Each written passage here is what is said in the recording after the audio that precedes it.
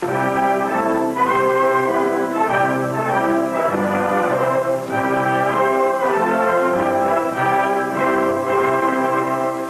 are milestones in human progress that mark recorded history. In my judgment, this nation's orbital pioneering in space is of such historic stature, representing as it does a vast advancement that will profoundly influence the progress of all mankind. It signals also a call for alertness to our national opportunities and responsibilities.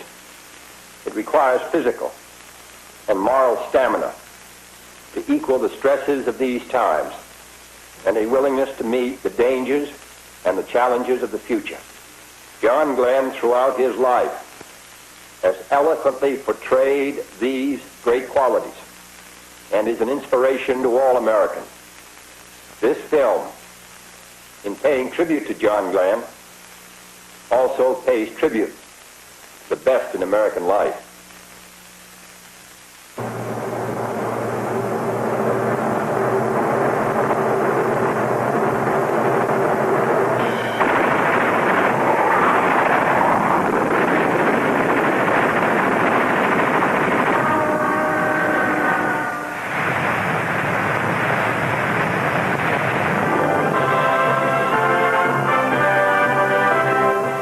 Concord, Ohio wasn't on many maps until February 20th, 1962.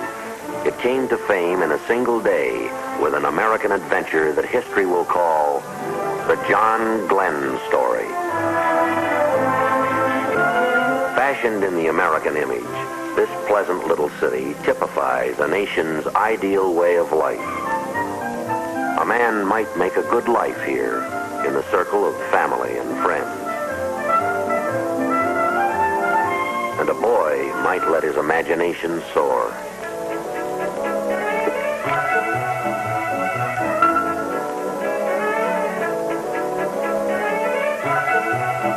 He might explore the wonders of the wide world all about him, life's simple mysteries, with bright discovery daily opening doors to knowledge. He can look away to distant places, to exciting adventures, hidden only by the horizon and the future. Like this boy, like boys everywhere, young John Glen dreamed of the future as he looked to faraway new frontiers. Why, he might even learn to fly. This town and these people, they knew John Glen as a schoolboy, as a teenager, and as a neighbor. Like Mayor Taylor, they followed his career as he blazed a trail across the high sky. I watched John Glen grow up from a freckled face, red-headed lad into the man you all know today. John's youth and his life today are an example for all Americans to follow. New Concord High. Like these youngsters, John attended school here. His principal and teacher was Harford Steele.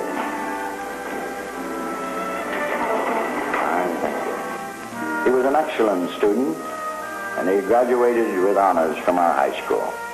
I taught Johnny and hundreds of others that our democracy is a priceless heritage, and that we should preserve, protect, and if at all possible, make some contributions to it. He has made a significant contribution in his mission in space. And this fine new school in New Concord, it's the John Glen High School, with its first graduating class receiving diplomas. Young John helped his father about this shop when he wasn't in school, or acting as lifeguard in the summer at High Y Camp or at college.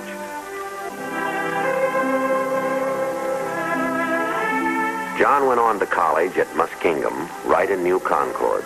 The high regard of the college is expressed by its president, Dr. Glenn McConaughey. John's conquest of space has captured the hearts and the imagination of all Americans. So have his superb qualities of leadership, moral and physical strength, and emotional stability.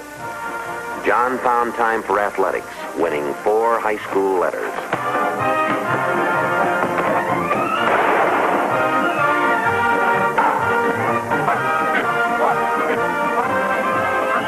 Muskingum coach Ed Sherman recalls John Glen's athletic record. John played football right here on this field. He was captain of his high school team and played center for the college. He has proven the value of teamwork both as an athlete and later as an astronaut. Just like these boys, John took an active part in our physical fitness program. He proved that a good mind and a good body always go together.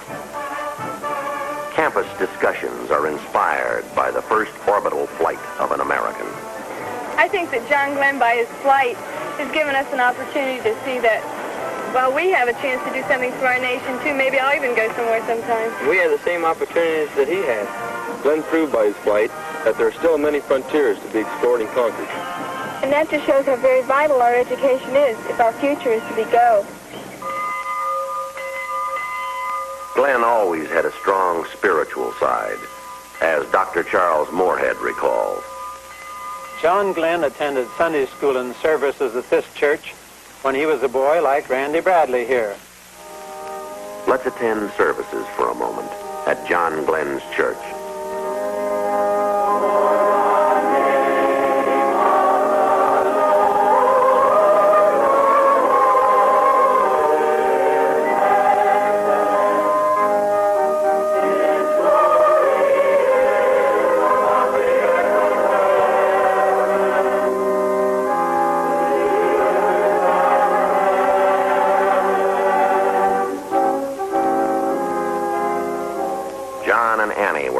At this church by Dr. Henry Evans.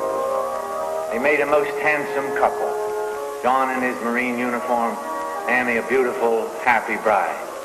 They both recognized the importance of the spiritual things of life as well as the mental and physical.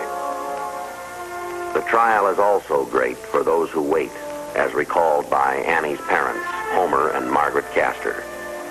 Johnny's orbital flight was a real test of courage for Annie, too. She was a very brave girl. Annie had complete faith in the space program, just as she had confidence in everything Johnny set out to do. This house was home for John Glen. John Glen Sr. and Mrs. Clara Glen are gratefully proud of their son's accomplishments. John was fully prepared for his orbital flight, as were the other astronauts and the entire team.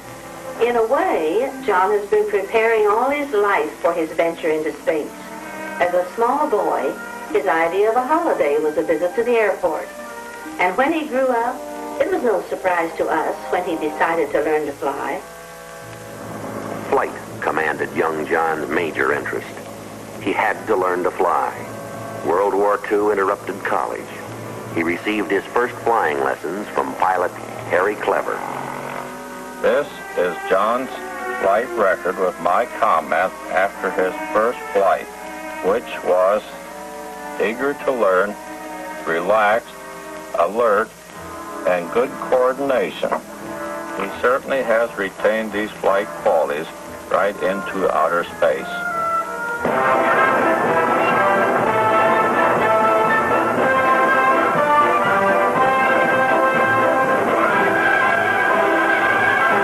Training at Pensacola and Corpus Christi.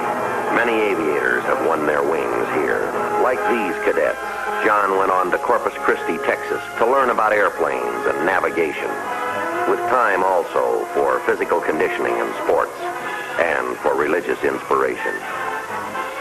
Like these naval aviators, to win his wings. The Navy's thorough training prepared Lieutenant John Glen for wartime action in the South Pacific.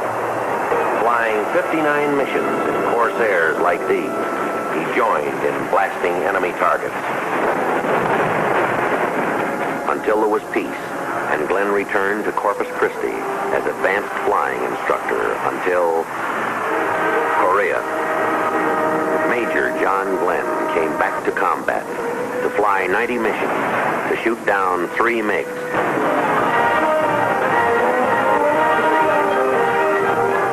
Following Korea, John Glen came home to flight test the supersonic F-8U Crusader to flash across the nation, California to New York, setting a supersonic speed record of 3 hours and 23 minutes.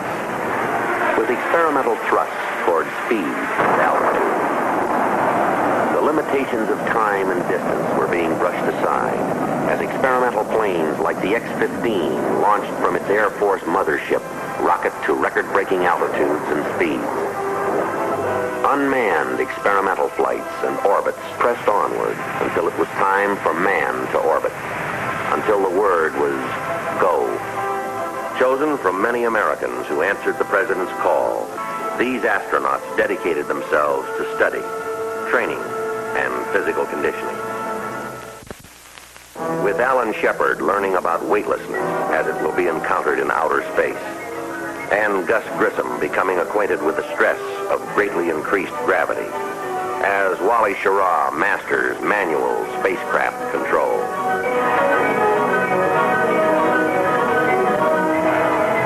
Years of engineering skill and scientific experimentation have gone into this historic Atlas launching.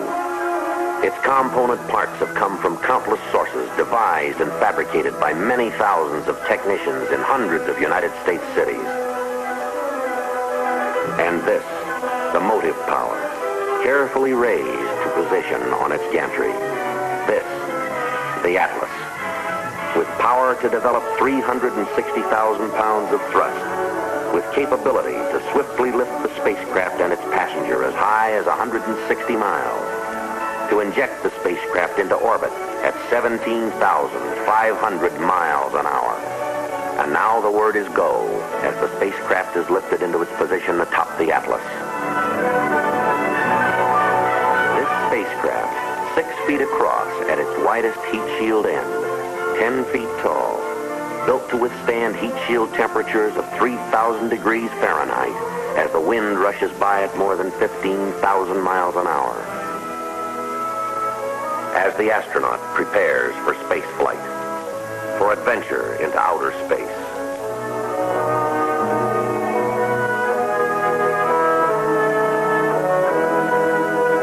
Mercury control waits and watches, with the Atlas standing ready to throb into life.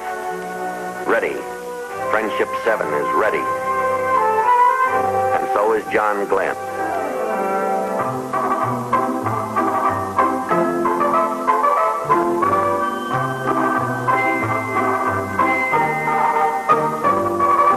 At the gantry, elevators lift Glen to the 11th level, the spacecraft level.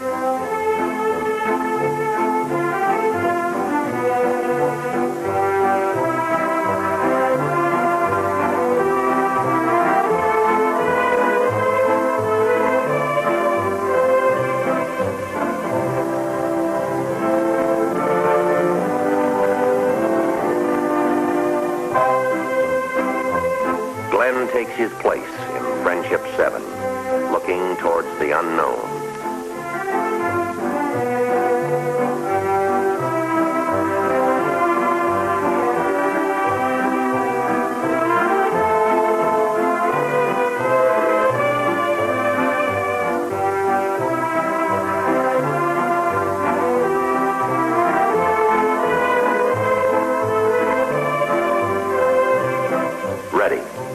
Mercury Atlas is ready, and so is the astronaut.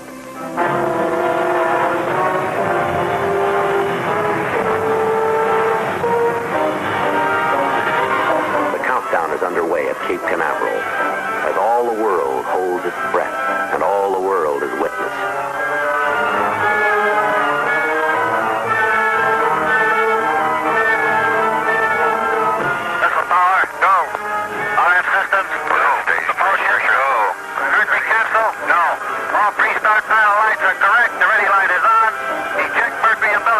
Godspeed, John Glen. 5, 4, 3, 2, 1, 0.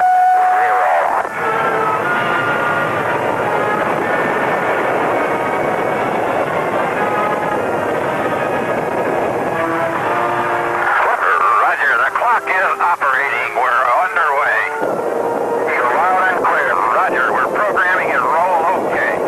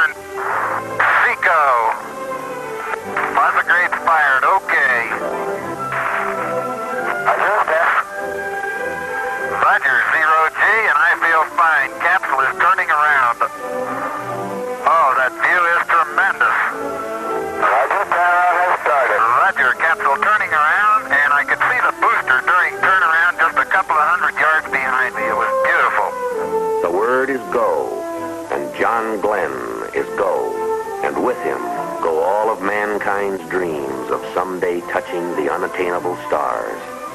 Under a tropic sun, the tracking ship Rosenaught waits and follows his course as he flashes towards the coast of Africa.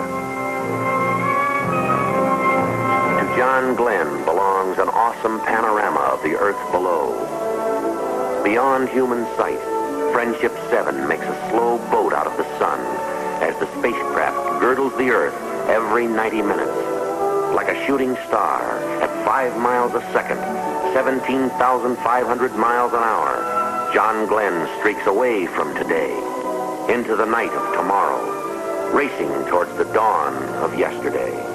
As Glen sights the lights of Perth and Rockingham, as he flashes over Australia, across the Pacific, to contact waiting ground stations at Guaymas, Mexico. California waits as Friendship 7 streaks home to the land of its origin. An unseen comet lining across the United States in 8 lightning minutes of flight. Completing 3 history-making circuits of the globe, John Glen fires retro rockets to slow the spacecraft, to direct it back to Earth. 5, 4, 3, 2, 1, fire. Roger. Retros are firing. Yeah, baby. Are they ever? It feels like I'm going back toward Hawaii. Then the first ominous note. The first warning of possible disaster. A chilling signal flashes an indication that the capsule's heat shield may be loose. The astronaut might perish like an earthbound meteor in 3,000 degrees of re-entry heat without the heat shield. Strapped over it, the retro pack might hold it in place. Cape Canaveral makes the decision. This is Texas Capcom Friendship 7. We are recommending that you leave the retro package on through the entire re-entry. As all the world listens and stands still and helplessly hopes, Cape Control shows the way. Using fly-by-wire control for re-entry, John Glen rides his craft through the vastness of space towards the curving globe beneath. As science in its amazing exactness selects the Caribbean from all the oceans of the Earth to receive Friendship 7 as it blazes into the Earth's atmosphere. This is Friendship 7, a real fireball outside. A fireball. The fiberglass surface of the heat shield is starting to oblate, to melt and vaporize as a glowing electrically charged wake streams back to block off communication as the Earth's atmosphere slows the capsule's descent.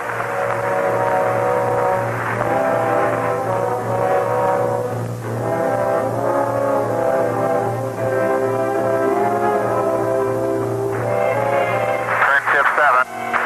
Stroke is out.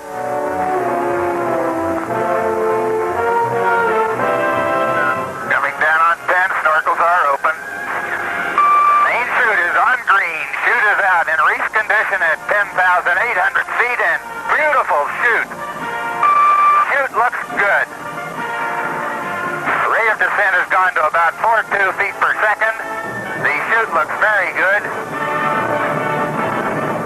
Hello, Mercury Recovery. This is Friendship 7. Do you receive? Friendship 7, this is Steelhead.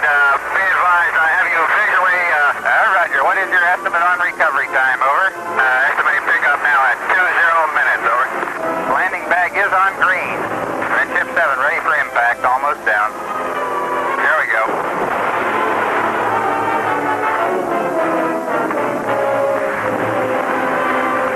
Friendship 7, this is Steelhead. Hold you in the water. What is your condition? Over. Roger. My condition okay. Does the capsule look like it's okay? Over. The capsule looks good from here. Over. Home to Earth comes the Voyager. Transported now to the aircraft carrier Randolph.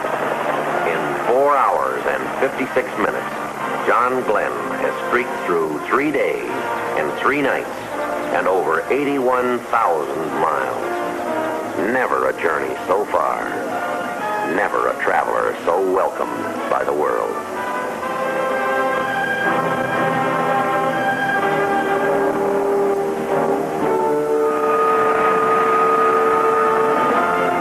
So brief a journey in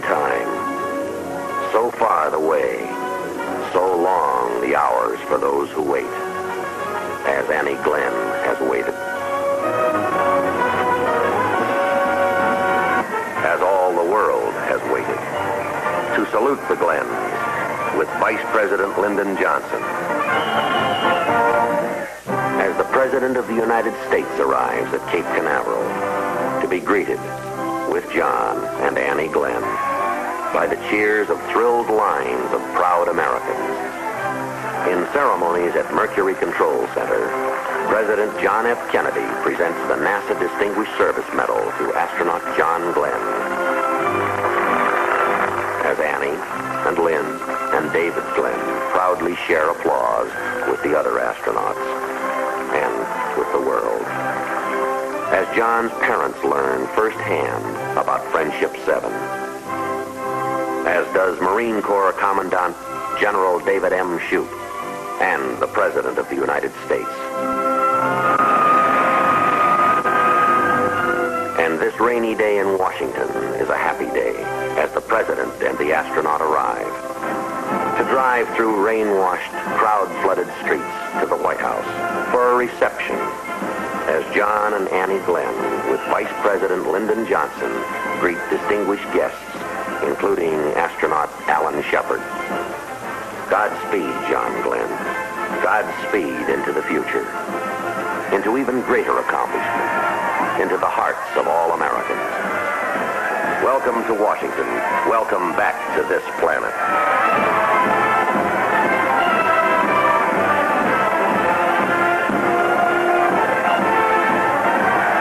From the nation's capital to the towers of Manhattan to the ticker tape parade of New York, cheering crowds roar a mighty welcome, shared by all Americans, by free people everywhere.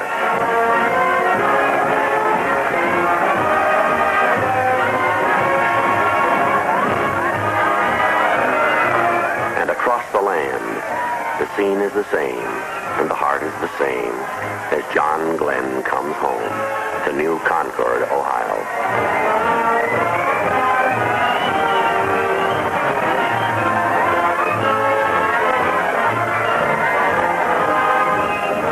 At the Capitol, there's an introduction by the Speaker of the House, the Honorable John McCormick.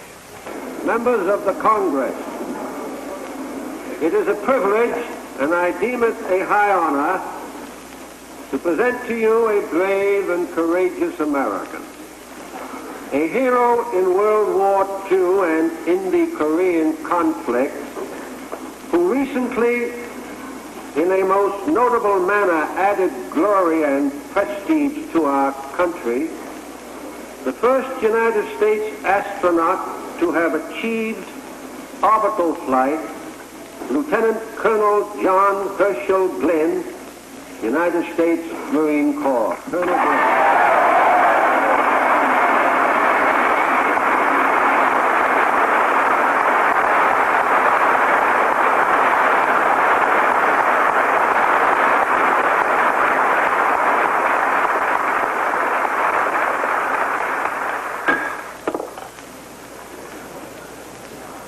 Mr. Speaker, Mr. President, members of the Congress, I am only too aware of the tremendous honor that's being shown us at this joint meeting of the Congress today. This has been a great experience for all of us on the program and for all Americans, I guess, too. And I'm certainly glad to see that pride in our country and its accomplishments are not a thing of the past.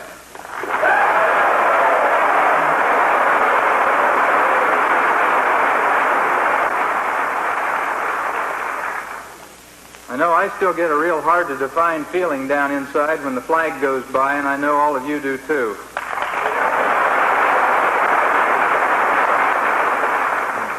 The launch itself was conducted openly and with the news media representatives from around the world in attendance. This is certainly in sharp contrast with similar programs conducted elsewhere in the world and elevates the peaceful intent of our program. Today, I know that I seem to be standing alone on this great platform, just as I seem to be alone in the cockpit of the Friendship 7 spacecraft. But I'm not. There were with me then and with me now thousands of Americans and many hundreds of citizens of many countries around the world who contributed to this truly international undertaking voluntarily and in a spirit of cooperation and understanding. We are all proud to have been privileged to be part of this effort, to represent our country as we have. As our knowledge of this universe in which we live increases, may God grant us the wisdom and guidance to use it wisely. Thank you. And crown thy good with brotherhood from sea to shining sea. In the pattern of all our free American traditions, John Glenn's trailblazing venture into space has shown the way for human progress, for brotherhood around the world. His story speaks of people and places and industry, of the greatness that is America. It sings of the unselfish aims of a nation striving constantly for peace, directing all its power and persuasion toward the preservation of freedom. In its majesty and magnificence, this is the land. In all their historic greatness, these are the people. And the John Glen story is their story. It throbs with a nation's restless energy. It soars with the adventurous spirit of Americans everywhere. Across this vast spread land, in all its towns and cities, on all its far-flung farms and ranches, deep in its reaches of forest and plains, of winding roads and rivers, majestic mountains and lakes and sea-lashed shores, people turned their eyes and hearts toward the high sky, sending their hopes and prayers riding through space with John Glen in Friendship 7, as all the world watched and hoped, with mankind's wonderment about the universe, finding an approach at last toward fulfillment. In the John Glen Story.